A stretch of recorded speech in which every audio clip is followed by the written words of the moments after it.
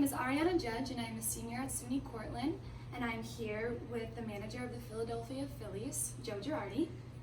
So my first question for you, Joe, is after managing for so many years, how was your transition into broadcasting? The transition was fairly easy because I had done it before. I got a little nervous when I had to do my first game. So most of the broadcasting I did was in studio, but I had done games in the past, probably 10 years before that. I was a little nervous.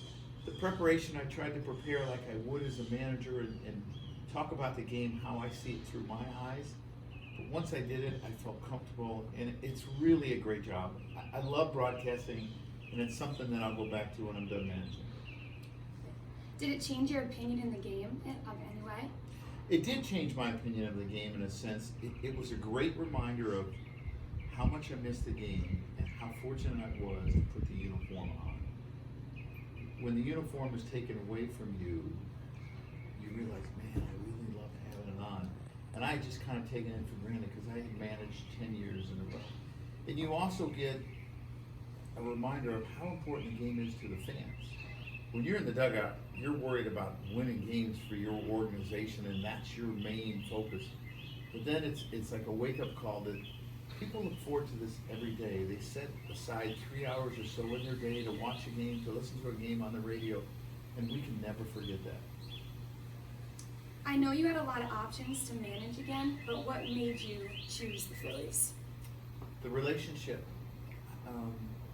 I had some interviews the prior year, and then the interviews that I interviewed with the Cubs and the Mets, and I just really hit it off with Matt Klentak, the general manager, and the ownership group, and the Bucks and the Middletons, and I felt that there was a real connection there. And the city of Philadelphia is something that I appreciate because it's an intense town. Yeah. It's a passionate town that really wants the best for their sports team, and if they don't get their best, they're going to let you hear about it.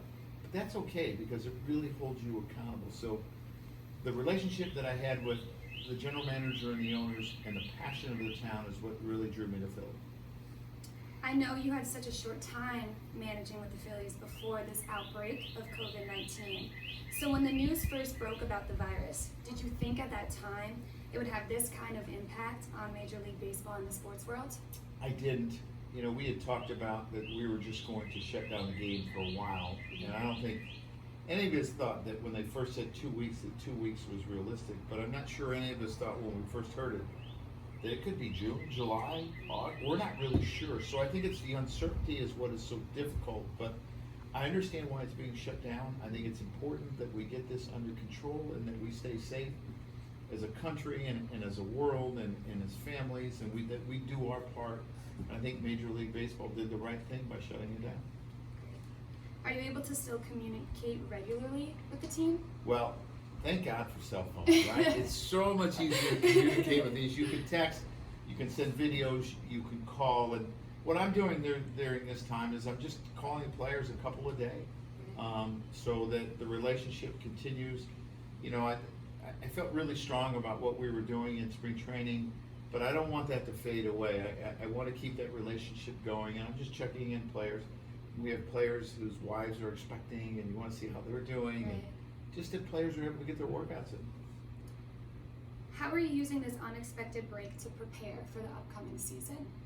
I think you can dig more into how the analytics are offered from the Philly standpoint opposed to what I was used to with New York. And that's really how you can prepare. And, you know, you start thinking about different lineups and maybe a different team because the roster might be bigger in the beginning, like we did after the strike year where they added a couple. Plus, you're also probably going to get some players back. You know, you're going to get McCutchen back and you're going to get Tommy Hunter back. So now you start thinking about a whole different roster than maybe what we would have had we started on the 26th of March. Right. Given the news that this may last longer than expected, do you anticipate to start before the All-Star break? I really don't know. In my mind, I'm thinking the end of June, early July. Could it be pushed to the break? I'm sure it could be. I think that we would at least, as a baseball system, at least want to get half the games in, if not more. So I think we'll push to start as soon as possible. but we'll also take the responsibility that we need to keep our fans safe, we need to keep the players safe, and we'll do the right thing. And my last question is, did you ever think that something like this would ever happen in your professional baseball career? I never thought that our game would be shut down because of a virus, no.